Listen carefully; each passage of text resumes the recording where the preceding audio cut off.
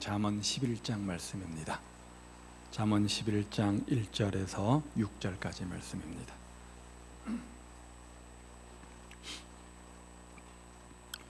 (921페이지에) 있죠. 11장 1절에서 6절까지 말씀을 한 절씩 교독하도록 하겠습니다.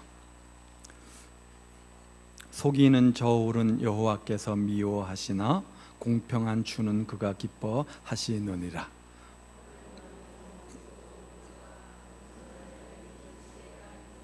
정직한 자의 성실은 자기를 인도하거니와 사악한 자의 패역은 자기를 망하게 하느니라.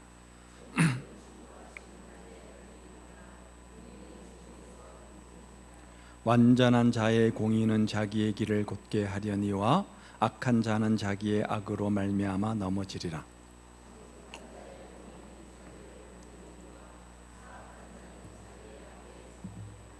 아멘. 잠언은 오늘을 살아가는 우리들에게 소중한 정신적인 양식이 되는 교훈들만을 묶어서 주신 하나님의 말씀 지혜서 있지요. 오늘 우리의 이 시대는 특별히 사람들을 유혹하는 함정들이 많이 있고 또 많은 덫이 있고 미끼들이 너무 많은 세상을 우리가 살아가지 않습니까? 함정이 그만큼 빠지기 쉽다는 것이겠죠. 그래서 잠깐 한눈을 팔면 영락없이 걸려 넘어지거나 미혹이 유혹에 빠져 좀 넘어질 때가 참 많이 있는 그런 쉬운 세상을 살아갑니다. 그런 세상을 살아가는 오늘 우리들에게 잠언은 삶의 지혜를 가르쳐 줍니다. 특별히 여기 보면 많은 인생의 함정과 유혹들을 피해갈 수 있는 방법과 비결들을 우리에게 제시해 주고 있죠. 오늘 읽은 본문만 보아도 하나님께서 제시하는 몇 가지 삶의 지혜로운 방법들을 생각해 보게 되어지는데, 하나님이 기뻐하시는 삶의 모습이 어떤 것인지, 어떠한 사람이 지혜로운 자의 삶의 모습인지 네 가지의 삶의 원리를 가지고 우리에게 설명을 해주고 있는데요. 오늘 본문이 우리에게 교훈하는 것이 무엇입니까? 첫 번째 1절 말씀에 보면 정직한 삶을 이야기하죠. 자, 정직한 삶, 이것은 아마 동서고금을 막론하고 또 어느 시대를 불문하고 영원히 불변하는 삶의 지표일 것입니다. 특별히 하나님은 그 어느 시대를 불구하고 이 원리를 사람들에게 요구하십니다. 1절 말씀에 다시 한번 보시면요, 속이는 저울은 여호와께서 미워하시나 공평한 주는 그가 기뻐하신다. 뭘 말하고 있는 겁니까? 정직한 삶을 우리에게 강조하고 있는 거죠. 성경을 보면 특별히 하나님은 거짓을 가장 미워하고 싫어하신다, 이렇게 강조해서 설명하지 않습니까? 그래서 오늘 본문도 말씀하기를 나는 속이는 저울을 가장 싫어한다, 이렇게 우리에게 말씀하고 계시는 겁니다. 하나님은 이렇게 세상의 사람들에게, 아니 믿는 우리들에게 먼저 정직한 삶을 강조하고 요구하고 계시는 겁니다. 왜냐하면 이것이 무너지면 그 세상은 무너지기 때문에 그렇습니다. 그런데 오늘 우리 시대는 어떠합니까? 거짓이 너무나 만무하지 않습니까? 가는 곳마다 보면 거짓투성이입니다. 이 땅 어디를 가도 거짓 없는 곳이 없습니다. 그래서 이 세상은 하나님의 진리와 언제나 대립이 되는 것 같습니다. 하나님의 가르침과 너무나 동떨어져 있는 그런 세상처럼 보이기도 합니다.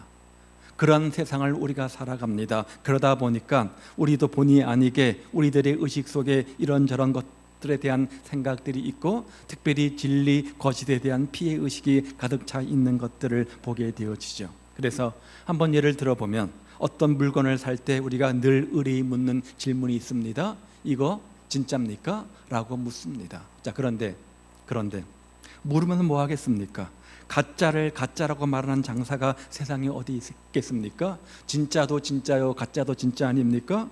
그리고 속이고 나서 마음 아파하지도 않고 속고 나서도 그렇게 불쾌하지 않습니다. 당연히 속고 속이는 세상, 이렇게 우리가 생각을 하는 거죠. 당연한 것처럼 여기는 거죠. 그런 세상 속에서 정직하면 손해본다, 그런 인식이 믿는 우리에게도 가득 차 있는 것들을 보지 않습니까? 그런데 성경은 그런 우리들에게 보다 분명한 삶을 요구하고 있습니다. 뭐예요? 정직을 요구하는 거죠. 보다 옳고 그름을 분명히 하라는 것이지요. 아니요 예를 분명히 하라는 것이죠. 그리고 하나님은 사람을 고르시고 선택하실 때도, 들어 사용하실 때도 이 기준을 적용하십니다. 하나님께 쓰임받는 인생은, 하나님께 선택받는 인생은, 하나님께서 사용하시는 인생은 특별한 어떤 스펙과 재능을 가진 사람이 아니라 주 앞에 얼마나 성실하고 정직한가, 이것을 강조합니다. 초대왕 사울이 그 예인데요. 자, 저울을 속여서 부당 이득을 취하는 정신을 가진 사람들에게, 그런 마음을 가지고 있는 사람에게 무슨 일을 안심하고 맡길 수 있겠습니까? 그러니까 그런 사람들은 잠깐 그렇게 남을 속여서 돈을 좀 벌지는 모르겠지만 그런 사람 큰 돈 벌지는 못합니다. 왜요? 그런 인생을 사는 사람, 그런 가치관과 정신을 가지고 사는 사람들에게 하나님께서 큰 복을 주실 리가 만무하잖아요. 잠깐의 복, 작은 복, 자신의 어떤 노력으로 소부자는 될 수 있겠지만 대부자는 될 수가 없는 겁니다. 그러니까 일생 동안 저울추나 속여 먹고 살아가는 그 범주를 벗어나지를 못하는 거예요. 그런데 그렇게 살면 조금 일시적으로 돈은 벌 수 있겠지만 좀 멀리 보게 되어지면 이득을 본 대신에, 조금의 이득을 본 대신에 하나님으로부터 오는 놀라운 축복들을 다 상실하는, 손해보는 인생을 살 수밖에 없는 거죠. 일시적인 것에 눈이 어두워지는 사이에 영원한 것을 상실하고 마는 겁니다. 그래서 우리는 세상을 살면서 잠깐의 어떤 쾌락을 위해서, 잠깐의 어떤 유익을 위해서, 잠깐의 부를 위해서 일시적인 유혹에 너무 매여 살면 안 된다는 거죠. 그렇게 되면 너무나 큰 것을 잃어버리기 때문에 그렇습니다. 그래서 하나님은 오늘 본문에서 말씀하시기를 나는 속이는 저울을 싫어한다, 이렇게 말씀하는데 이 말씀 속에는 하나님의 무서운 경고가 들어있는 겁니다. 어느 유대인 여성이 백화점에서 옷을 한 벌 샀습니다. 집에 와서 포장을 풀었는데 다이아몬드 반지가 그 옷과 함께 같이 딸려온 겁니다. 백화점 점원에 끼고 있던 것이 빠져서 온 것인지 아니면 또 다른 손님이 잠깐 실수해서 빠뜨린 것인지 모르겠지만 하여간 굉장히 비싼 반지였습니다. 이 유대인 여성은 이 반지를 들고 랍비를 찾아가지고 이 문제를 어떻게 해결해야 될지 도움을 요청합니다. 랍비는 당연히 돌려주어야 한다, 당연히 돌려주는 것이 맞다 라고 하면서 돌려줄 때 그냥 가지 말고 두 가지를 하고 가라, 두 가지를 하라, 이렇게 권고를 합니다. 하나는 돌려주면서 나는 여호와를 믿는 유대인이기 때문에, 나는 하나님을 믿는 유대인이기 때문에 이 반지를 돌려드립니다, 이 말을 반드시 해라. 또 한 가지는 돌려줄 때 아들을 데리고 가서 돌려주라, 이렇게 부탁을 합니다. 아들을 데리고 가야 한다는 것은 아마도 아들에게 이렇게 우리는 정직하게 살아야 된다는 것들을 몸소 본을 보이기 위해서 그렇게 한 것일 겁니다. 실제로 보여주며 그렇게 가르치기 위한 것이었겠죠. 그렇다면 왜 나는 여호와를 믿는 유대인이기 때문에 이 반지를 돌려줍니다, 이렇게 말을 하라고 했을까요? 그렇게 한 의도가 무엇입니까? 하나님을 믿는 유대인은, 하나님을 믿는 백성들은 이와 같이 정직한 사람입니다, 이것을 알리기 위한 것이겠죠. 이 반지를 돌려받은 백화점 점원은 고마워하면서 이렇게 말했다고 합니다. 나 같으면 틀림없이 이 비싼 반지 내가 가졌을 텐데 당신은 이렇게 정직하게 돌려주는 것을 보니 내가 믿는 알라신보다도 당신이 믿는 하나님이 더 위대한 분인 것 같습니다, 이렇게 답변을 했다고 해요. 여러분, 혹시 이와 비슷한 경우를 만나게 되어지면 나는 교회에 나가기 때문에, 나는 하나님을 믿는 사람이기 때문에 이런 일을 합니다 라고 말씀하시기를 바랍니다. 하나님을 믿는 교인들은 참 정직하구나, 하나님을 믿는 사람들은 뭔가 달라도 다르구나, 그런 반응을 우리가 얻게 되는 거죠. 때로 정직한 삶을 살다 보면 이 세상 속에서 희생이 따릅니다. 헌신과 또 손해를 요구할 때가 있습니다. 그럼에도 불구하고 우리가 그런 삶을 살아야 되는 이유는 정직한 삶, 하나님께서 기뻐하시는 삶의 제1원리이기 때문에 그렇습니다. 자, 우리는 정직해야 됩니다. 정직한 삶을 살아야 되는데요, 누구 앞에서요? 먼저는 자기 자신에게 정직해야 됩니다. 그리고 모든 이웃들에게 정직해야 됩니다. 그리고 무엇보다도 누구 앞에서요? 하나님 앞에서 정직해야 됩니다. 여러분, 하나님 앞에서 정직한 삶의 주인공들 되시기를 바랍니다. 그래서 하나님을 기쁘시게 해드리는 복된 지혜로운 성도의 삶이 되십시오. 두 번째 원리는요, 2절 말씀에 보니까 겸손한 삶을 우리에게 강조하죠. 교만이 오면 욕도 오거니와 겸손한 자에게는 지혜가 있느니라. 자, 뭘 말하는 겁니까? 겸손의 삶을 강조하는 거죠. 자, 그런데 일반적으로 겸손이라고 하면 사람들은 인사를 잘하고 예의 바르고 공손함, 저 사람 참 겸손하다 이렇게 이야기를 하지 않습니까? 자, 그런데 여기서 말하는 겸손은 그런 일반적 의미가 아니라 자기를 아는 지혜, 자신의 어떤 분수, 자신의 위치, 자신의 주제, 자신의 역할을 아는 지혜를 가리켜서 겸손이라 이렇게 표현해 놓았습니다. 옛날 히랍 사람들, 헬라 사람들은 이 명제에 대해서 아주 깊은 관심을 가지고 주제 토론의 중요한 토론 이슈였다고 합니다. 그래서 소크라테스 같은 사람은 특별히 아테네의 델포이 신전 벽에다가 큰 글씨로 이렇게 써놓았는데 그노티세아 우톤, 그노티세아 우톤. 자, 무슨 말이냐면 한국말로 번역하면 유명한 말 있죠. 뭐예요? 너 자신을 알라, 너 자신을 알라. 바로 그런 말을 남겼습니다. 자, 사람이 자기 자신을 모르면, 자신의 어떤 분수와 주제를 모르면 어떻게 됩니까? 교만하게 되어지죠. 성경은 이 말씀을 가지고 어떻게 해놓으면 자기 능력 이상의 생각은 품지 말라 이렇게 번역해 놓았습니다. 자기 이상의 생각은 품지 말라. 이 말의 뜻은 자신이 피조물이라는 사실을 알고 살라는 겁니다. 잊지 말라는 거죠. 이를테면 하나님 앞에서 잠잠하라는 겁니다. 하나님은 창조주이시고 우리는 피조물이기 때문에 우리가 하나님 앞에서 잘난 척하지 말라 이 말입니다. 이것을 가리켜서 성경은 뭐라고요? 겸손이라 이렇게 가리키는 거예요. 죄 중에 가장 큰 죄가 뭔지 압니까? 뭡니까? 하나님을 불신하는 죄입니다. 하나님을 불신하는 죄입니다. 왜 하나님을 불신하게 되어지는가? 교만 때문이죠. 영적 교만 때문이죠. 그것을 성경은 가장 큰 죄라고 말하고 또 교만이다 이렇게 가르칩니다. 교만은 거드름이나 피우고 고개를 똑바로 쳐들고 다니는 그런 것을 의미하는 것이 아니라 여기서 말하는 교만은 하나님을 불신하는 것, 하나님을 의지하고 신뢰하지 않는 것, 이것을 가리켜서 교만이다 이렇게 말합니다. 그래서 우리들이 하나님 앞에 모두 엎드려야 되는데 어떻게 가능한가? 내가 주님 앞에 어떤 존재인지를 알게 되어지면 자연스럽게 고개가 숙여지게 되어져 있죠. 자연스럽게 겸손한 마음을 살게 되어져 있죠. 나는 피조물이다. 그런 의식이 있으면 창조주 하나님 앞에 목을 뻣뻣이 들 수 있습니까? 자연스럽게 겸손한 마음으로 마음을 조아리게 되어지는 겁니다. 피조물이 어떻게 창조주 앞에서 고개를 똑바로 쳐들고 있을 수 있겠습니까? 없는 거죠. 그래서 우리는 주님 앞에 나가면 뭘 드리죠? 예배를 드립니다. 경배를 합니다. 그 말의 의미가 뭡니까? 그 발 아래 엎드린다 그런 의미가 있는 거죠. 자, 이것을 가리켜서 성경은 겸손이라 이렇게 말하는 겁니다. 여기 겸손한 삶을 강조하는 것은 바로 그런 의미입니다. 하나님 앞에서의 겸손을 이야기하는 겁니다. 하나님 앞에서 주제 파악 잘하고 분수를 알고 자기 위치를 잘 알라 그런 의미 있는 거죠. 사람이 이렇게 하나님 앞에서 자신이 피조물임을 모르고 그 앞에 엎드릴 줄 모르는 사람이 있다면 그 사람이야말로 세상에서 가장 무서운 사람이 되는 겁니다. 그러니까 그런 사람들은 별짓을 다 하잖아요.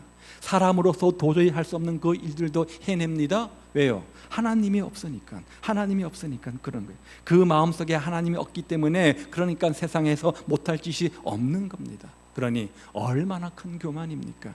그런데 그 사람을 하나님이 기뻐하시겠습니까? 그래서 2절 말씀은 교만이 오면 욕도 온다고 하고 반대로 겸손한 자에게 지혜가 있다 이렇게 말씀하고 있는 거죠. 자, 이 시간 이 앞에 나와서 하나님께 예배드리는 여러분들은 교만한 사람입니까? 겸손한 사람입니까? 겸손한 사람이죠. 그런 의미에서. 그러니 얼마나 큰 축복의 주인공들입니까? 하나님은 겸손한 사람을 기뻐하신다 이렇게 말씀하잖아요. 그래서 하나님이 사람을 쓰실 때는 그런 사람들 중에서 빼내서 사용하시는 겁니다. 그런 의미로 주 앞에 나와 예배하는 여러분들은 주 앞에 겸손한 사람들입니다. 누가 섬길 수 있습니까? 교만한 사람이요? 아니잖아요. 누가요? 겸손한 마음을 가진 사람입니다. 우리 주님도 이 땅에 온 목적을 내가 섬기기 위해 오셨다 이렇게 말씀하셨고 자기 목숨을 많은 사람의 대성물로 십자가에 내어놓는 겸손의 본을 실천하지 않으셨습니까? 주님의 섬김은 목숨으로 생명으로 섬기는 참된 섬김이었습니다. 그런 주님께서 골로새서 3장 12절에 이렇게 우리에게 교훈하시죠. 그러므로 너희는 하나님의 택하신 거룩하고 사랑하신 자처럼 뭐라고요? 긍휼과 자비와 겸손과 온유와 오래 참음을 옷 입고, 이렇게 말합니다. 우리 성도들이 입어야 할 옷이 있는데 긍휼의 옷이라고 했어요. 자비의 옷이라고 했습니다. 겸손과 온유와 오래 참음의 옷을 입으라, 이렇게 말씀합니다. 이 옷은 세상의 그 어떤 비싼 옷보다도, 그 어떤 패션보다도 화려하고 고상하고 아름답고 매력적인 옷이라는 거죠. 이런 옷을 입은 사람들이 아름다운 것이고 그런 사람들이 예수님을 닮은 사람들이라, 이렇게 교훈하는 것 아니겠습니까? 따라서 우리 모든 성도들이 이 매력적인 옷을 입으시기를 우리 주님의 이름으로 축복을 드립니다. 특별히 긍휼의 옷과 자비와 겸손과 온유와 오래 참음의 옷을 입는 그런 지혜의 주인공들 되시기를 바랍니다.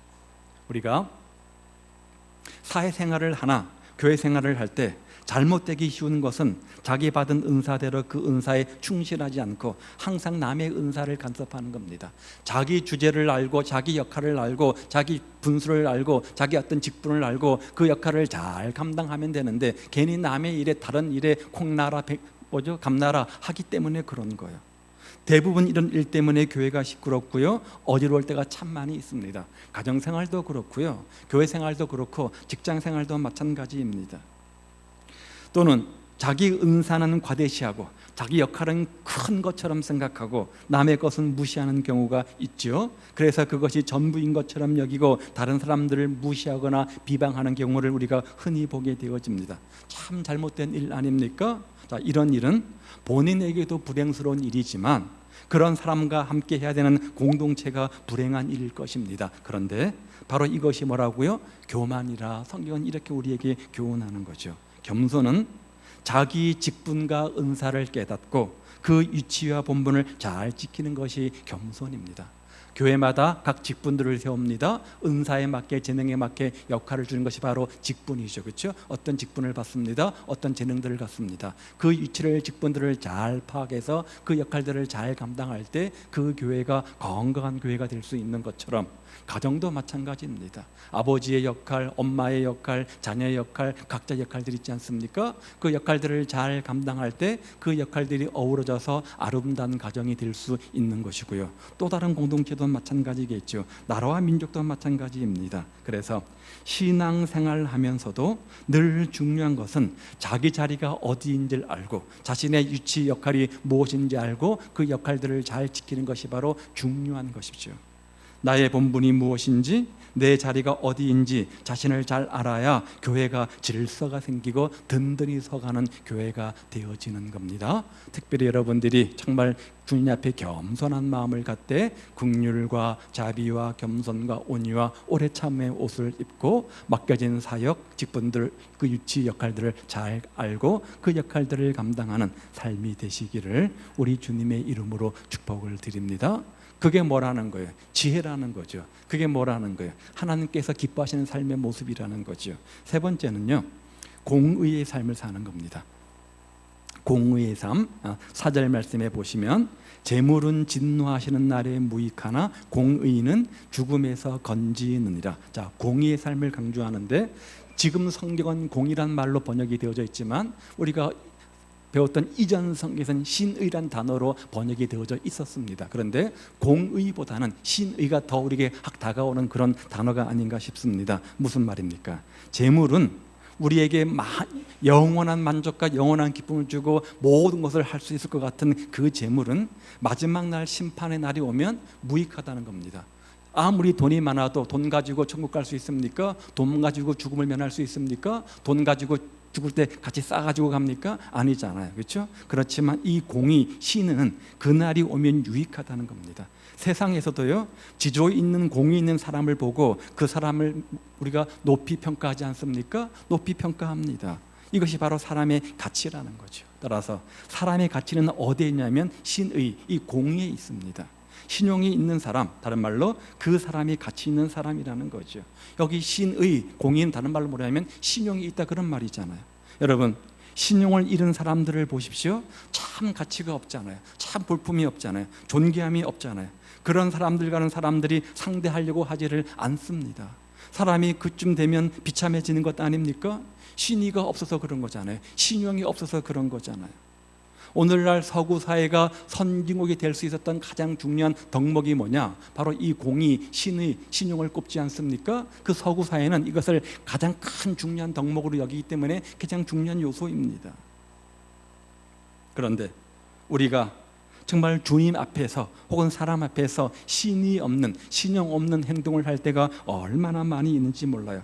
신용이 없는 사람에게 무슨 일을 안심하고 맡길 수가 있겠습니까? 그가 무슨 일을 책임 있게 해낼 수 있겠습니까? 자, 그런데 여기서 성경이 우리 신용, 신의를 강조하는 이유가 있습니다. 왜 그렇습니까? 사람 앞에서 신용을 잃은 사람이 어떻게 보이지 않는 하나님 앞에서 신용을 얻을 수 있겠느냐는 거예요. 보이는 사람 앞에서도 신의를 잃어버려서 신용 없는 사람으로 낙인 찍힌 사람이 어떻게 보이지 않는 하나님 앞에서는 인정받는 삶을 살 수 있겠느냐는 거죠. 먼저 하나님 앞에 공의로운 자가 되려면, 신용 있는 사람이 되려면, 신의 있는 사람이 되려면 보이는 사람 앞에 인정받아라, 이 말이에요. 신앙도 일종의 신용 있는 생활 아닙니까? 신의입니다. 주님 앞에서 지켜야 할 우리의 신용, 신의가 있고요, 사람 앞에서 지켜야 할 신의가 있습니다. 내가 하나님을 창조주 하나님으로 주님을 나의 주님으로 믿는다고 고백할 때 그렇게 되어지면 분명히 지켜야 할 우리 신용, 신의가 있습니다. 어떤 것들이 있을까요? 열심히 주일 성수하겠다, 이것도 하나의 신의, 신용의 문제이죠. 내가 주를 위해서 이렇게 헌신하고 헌금하겠습니다, 이것도 신의, 약속의 문제이죠. 내가 이렇게 봉사하겠습니다, 이것도 신의, 신용의 문제이죠. 약속의 문제이죠.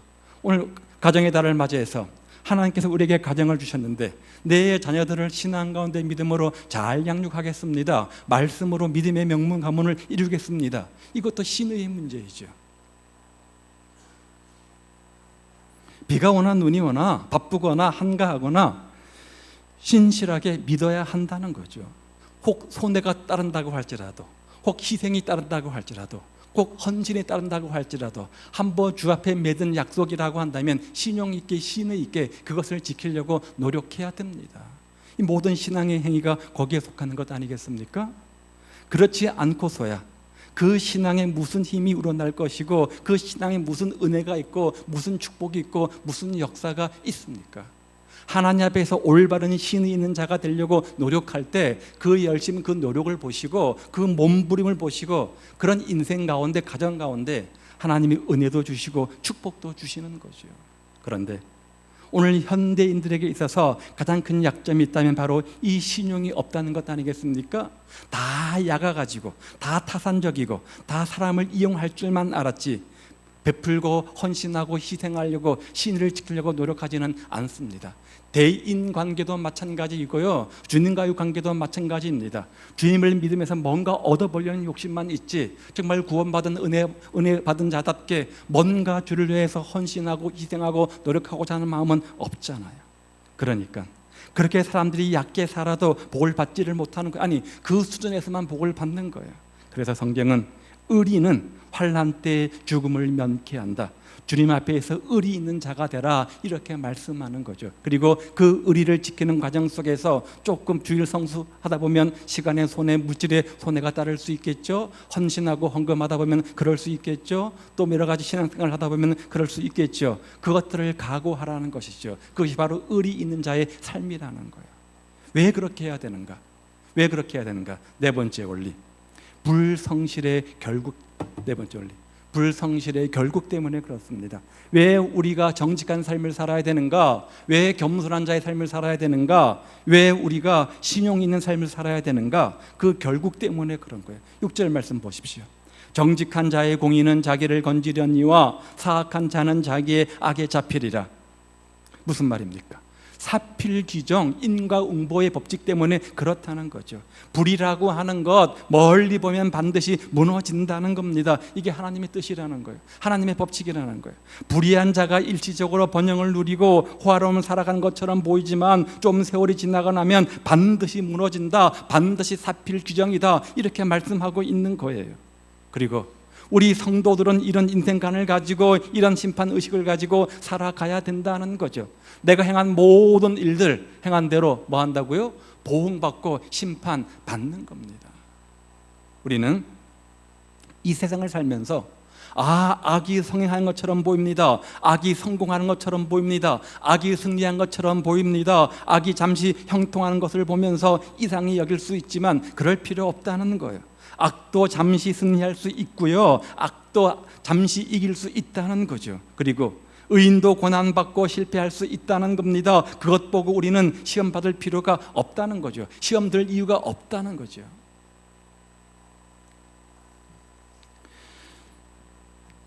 시편 73편은 아삽이라는 사람이 시를 지었는데 그 사람도 이렇게 실망했던 때가 있다, 이렇게 고백을 합니다. 왜 시험에 들었는가? 왜 실망했는가? 그는 이렇게 말합니다. 나는 거의 실족할 뻔하였고 미끄러질 뻔하였다. 왜냐하면 불의한 사람이 형통하는 것을 보고 불의한 사람이 죽을 때 편안히 죽는 모습을 보았기 때문이다. 이렇게 적어놓고 있습니다. 하나님의 인과응보의 법칙에 의해서, 하나님의 사필 규정의 법칙에 의해서 악인은 멸망당한다고 말씀하셨기 때문에 멸망당해야 되는데 더 악인이 잘 먹고 잘 사는 거예요. 더 악한 사람이 잘 되는 거예요. 또 편안한 죽음을 죽는 거예요. 아니, 하나님의 공의는 어디 있는 건가? 하나님의 질서는 어디 있는가? 그런 의문점이 생기는 거죠. 신앙생활의 의미에 대한 물음이 생기는 거죠. 오늘 우리의 질문 아닙니까? 그런데 성경의 가르침은 그럴 수 있다는 겁니다. 그런데 그것은 과정에 불과한 것이 끝이 아니라는 거죠. 끝이 아니라는 거죠. 아주 불의한 사람도 세상에서 번영하고 성공하고 출세하고 죽을 때 곤히 죽을 수 있다는 겁니다. 그렇다고 해서 우리가 그 사람, 그 인생, 그 가정 보고 저 사람은 성공한 인생이다, 축복받은 인생이다, 출세한 인생이다, 번영하는 인생이다, 그렇게 말할 수 없다는 거예요. 왜냐하면 과정에 불과하다는 거죠. 그 사람이 악인이면 멸망당합니다. 잔신이 아니면 그 다음 때가 반드시 멸망하게 되어져 있다는 거예요. 오늘 본문을 보면 악은 결국 무너진다는 거예요. 언제요? 모르겠어요. 그 세대인지 그 다음 세대인지 반드시 그렇게 하실 겁니다. 이게 하나님의 뜻이라는 거예요. 따라서 우리 성도들은 세상을 멀리 보고 살아야지 지금의 어떤 현실 현상만 보게 되어지면 그런 시험거리가 생길 수 있다는 거죠. 우리는 그런 것에 너무 개의치 말고 오늘을 살 때 최선을 다해서 살아가는 것, 바로 우리의 삶의 자세라는 거죠. 이것을 옛날 현자는 진인사 대천명이라 이렇게 말하지 않았습니까? 자, 좀 이따 보여주세요. 옛사람이 진인사 대천명이라는 말을 했는데 누가 했습니까? 누가 했어요? 몰라요? 삼국지에 나오잖아요. 누구요? 모사꾼 누구예요? 삼국지의 모사꾼 제갈량이 한 말이잖아요. 자, 천하의 모사꾼 제갈량이 적과 싸우는데 모든 군사들은 반드시 성공할 거라 믿었습니다. 왜냐하면 정말 뛰어난 지략가 제갈량이 우리에게 있으니까. 자, 이 사람이 한가히 모사를 냈는데 화공작전을 쓰는 겁니다. 자, 뭐죠? 화살에다가 불을 달아서 오는 거죠. 그런데 해필 그 밤에 생각지도 않게 소낙비가 온 거예요. 소나기가 온 거예요. 그래서 그 작전이 실패하고 패배하고 말았습니다. 누구도 제갈량이 그렇게 쉽게 실패하리라 믿지를 못했는데 현실은 그러했습니다. 자, 그 현실 앞에서 제갈량이 한 말이 뭐냐? 이 말이에요. 진인사 대천명, 이 말을 한 거죠. 자, 우리 진인사 대천명 알죠? 그렇죠? 무슨 말인지? 자, 여기까지는 아는데 그 앞에 뭐라고 되어 있냐면 모사제인화대 성사제천이니, 무슨 말입니까? 모사는 제인, 사람이 꾸미는 겁니다. 계획은 우리가 하는 겁니다. 방법은 우리가 세우는 겁니다. 사람이. 그런데 그것을 이루는 분은 누구라는 거예요? 하나님이라는 거죠. 하나님이라는 거죠. 따라서 진인사 대천명하라. 진, 다할 진, 사람인, 일사, 모든 일을 최선을 다해서 열심히 하라는 거죠. 그 다음에 기대하라는 거예요. 뭐예요? 하늘의 뜻을. 내가 사람으로서 할 일을 최선을 다한 다음에 결과를 하나님께 맡기라는 거죠. 자, 얼마나 좋은 판단입니까? 얼마나 옳은 판단입니까? 자, 그런데 이것을 성경적 관점으로 끌고 들어오면 성경은 이렇게 말합니다.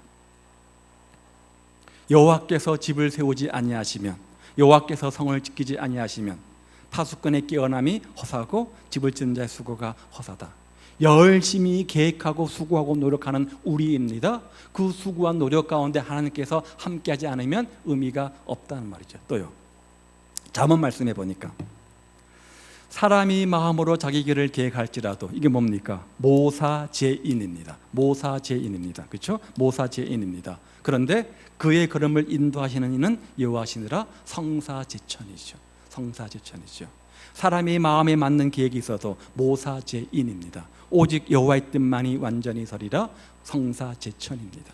사람의 걸음은 여호와로 말미암나니 사람이 어찌 자기 길을 알 수 있으랴. 바로 모사죄인 성사제천이죠. 그래서 우리 할 일은 뭐라고요? 진인사대천명. 모든 결과는 하나님께 맡기고 다만 합력하여 선을 이루실 주님을 믿고 오늘 주어진 삶의 현장 속에서 최선을 다하며 성실히 정직하게 겸손히 공의롭게 살아가는 겁니다. 이게 바로 지혜론자의 삶의 모습이라는 거죠. 우리는 오늘을 살되 너무 얕게 살지 마시고요, 너무 성공에 사로잡혀서 거짓 사용하거나 수단 쓰지 마시고요, 일 결과는 하늘에 맡기고 오늘 주어진 내 삶의 현장 속에서 하루하루 최선을 다해서 사는 삶이 되시기를 바랍니다. 사람이 그렇게 살면 믿음도 생깁니다. 지혜도 생깁니다. 용기도 생기는 법입니다. 우리가 그런 삶을 이 세상 속에 살아갈 때 우리의 삶, 우리 미래, 우리 영혼, 우리 모든 인생을 하나님께서 책임져 주시는 거고 인도하고 하나님의 뜻대로 보호해 주시는 것 아니겠습니까? 자, 그렇게 살아가는 것이 뭐예요? 신앙의 삶이 아닙니까? 모든 것은 주님께 다 맡기고 진인사 대천명하며 살아가는 것이 바로 우리의 신앙생활이죠. 어떤 면에서 신앙의 삶은 단순한 겁니다. 복잡하면 안 됩니다. 거기에 내 어떤 모사가 들어가고 내 어떤 지혜가 들어가고 나의 모략이 들어가고 수단과 방법이 동원되면 안 되는 겁니다. 간단한 겁니다. 원칙대로 살면 돼요. 어떤 원칙요? 성경의 원칙, 말씀대로 살면 되는 거잖아요. 그 말씀대로 순종하면 되는 거잖아요. 그러면 하나님께서 우리에게 축복을 주시는 거죠. 따라서 여러분 모두 정직한 삶의 주인공 되시기 바랍니다. 무엇보다도 하나님 앞에서 정직한 삶이 되시기를 바라고요. 겸손한 삶의 주인공 되시기 바랍니다. 어떤 거였죠? 하나님 앞에서 자신의 어떤 위치, 역할을 아는 거죠. 또 공의로운 삶의 주인공 되시기 바랍니다. 신용 있는 삶이 되시기를 바랍니다. 하나님 앞에서 사람 앞에서 신용 있는 삶이 되시기를 바랍니다. 그래서 하나님이 기뻐하시는 삶의 주인공, 참된 지혜의 주인공들 다 되시기를 우리 주님의 이름으로 축복을 드립니다. 기도하겠습니다.